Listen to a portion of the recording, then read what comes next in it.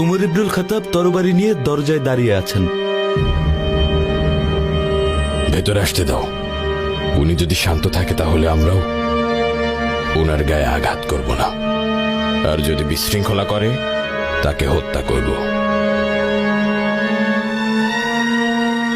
ভেতরে আসুন ওমর।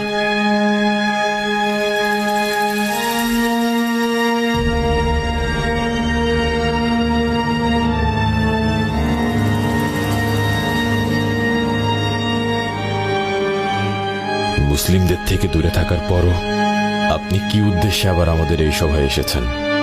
আল্লাহর রাসূলের বিপক্ষে গিয়ে ইসলামের শত্রু হয়ে নিজেকে জাহির করেছেন। আমাদের কাছে কি চান আপনি?